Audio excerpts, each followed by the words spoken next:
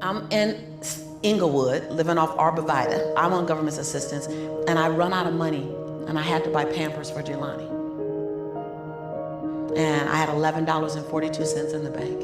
And I remember wrapping my son in a towel for 2 days. I remember the second day, like you said, I had my hand on Jelani's stomach, and I said, "Don't worry, baby. Mommy will never be this broke or broken again."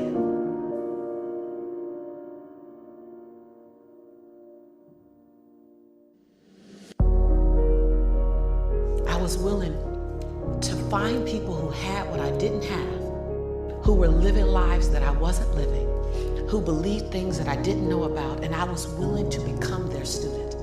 I got up every day and I ate a slice of humble pie. Your conviction, what you're passionate about, your conviction and your convenience don't live on the same block. So if you want to have a conviction for something, you have to sign up to be inconvenienced.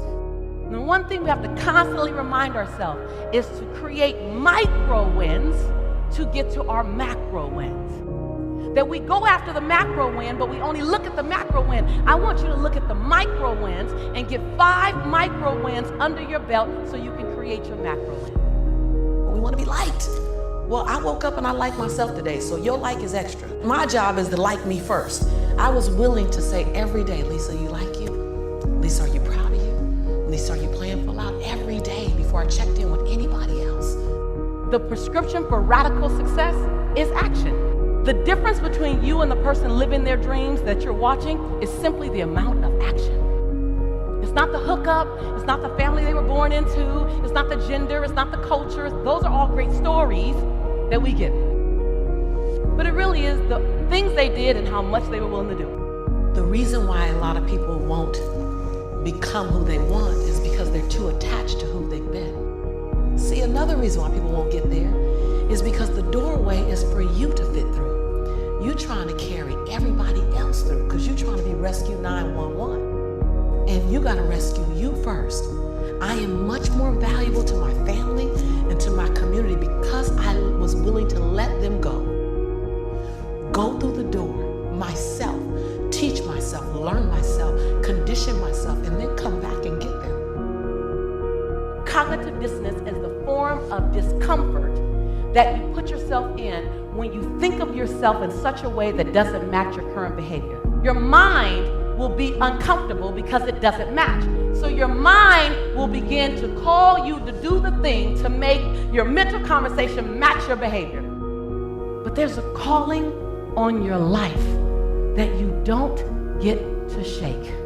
And it's only yours. No one else has the same calling as you. You want to go somewhere you've never gone? You got to do something you've never done. You got to say something you've never said. You got to go to a place in you that you've never even been. You're not sentenced to this life this way. You chose it. If you wake up every day and say, "I have nothing to protect, I have nothing to prove, I have nothing to hide, I have nothing to defend," now, who do I choose to be? See, we're not supposed to tuck our dreams in on the pillow when we get up in the morning. We're not supposed to leave them at home. We're not supposed to do that. That's not what we're wired to do. That's not who we are. Your human spirit doesn't care about the economy. The human spirit doesn't care that my son's father went to prison. The human spirit doesn't care what's happened to your family. The human spirit doesn't care about the past, that you may have been molested, or your family may have been broke, or you may have been betrayed, or you may have a divorce. Your human spirit doesn't care about any of that. Your human spirit simply says, "What's our command for tomorrow?" Comparison is and will always be the thief of all joy.